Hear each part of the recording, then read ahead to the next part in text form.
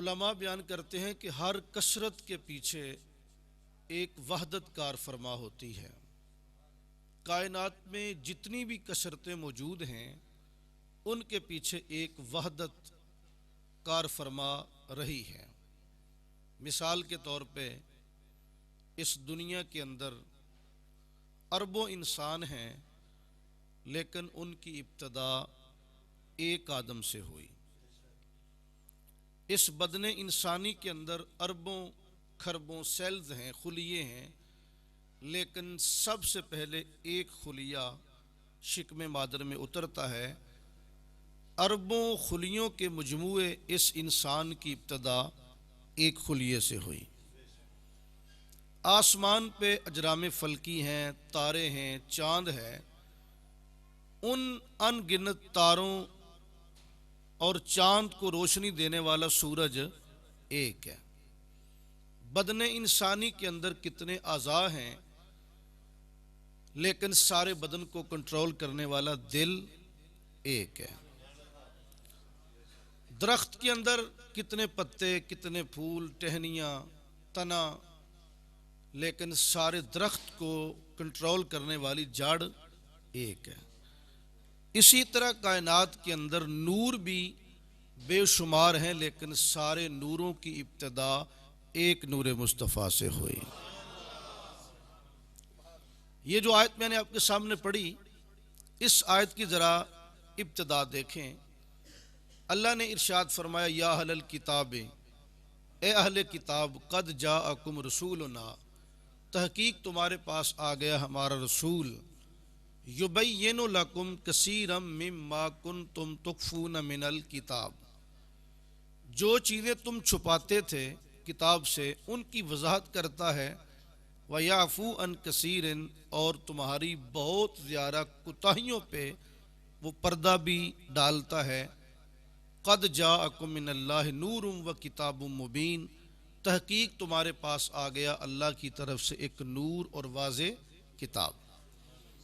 किसी ईसाई से भी तर्जमा करवा लें, पढ़े लिखे गैर मुस्लिम से, उससे पूछें कि यार ईमानदारी से बताओ इस आयत के अंदर अल्लाह ने बयान किया क्या है। इस आयत की जो कहते हैं ना कि इबारतुन नस, आयत को बयान क्यों किया गया है, आयत चलाई क्यों गई है, इबारत क्यों लाई गई है, तो एक गैर मुस्लिम शख्स भी कहेगा कि अल्लाह ताला ने इस आयत मुकद्दसा के अंदर अपने नबी की आमद को बयान फरमाया है, जो जिसका तर्जुमा आपने सुना। और अल्लाह ताला ने दोबारा उसी चीज़ को बयान कर दिया, कद जाअकुम मिनल्लाहि नूरुम व किताबुम मुबीन। हुजूर की आमद का पीछे जिक्र था, बेसत मुस्तफ़ा का मकसद बयान किया कि जो यहूदियों तुम किताबें छुपाते थे उनकी वजाहत करता है, तुम्हारी कोताहियों पे पर्दा पोशी करता है, और तहकीक तुम्हारे पास आ गया अल्लाह की तरफ से एक नूर और वाज़े किताब। लेकिन कुछ लोग कहते हैं कि नहीं, नूर से मुराद भी किताब है और किताब मुबीन से मुराद भी किताब है। कुछ लोगों का अपना मौक़िफ़ है, लेकिन मैं अर्ज़ करूं कि ये जो दरमियान में वाव आया है ना, अरबी में ये वाव है, वाव आतिफ़ा, ये आती है मुगायरत के लिए।